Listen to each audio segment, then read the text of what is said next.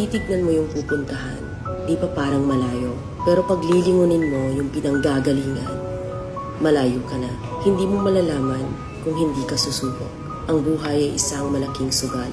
Kung lagi kang takot sumugal sa isang bagay dahil takot kang mawalan, mauubos lang kung anong meron ka. Kung hindi ka mawawalan.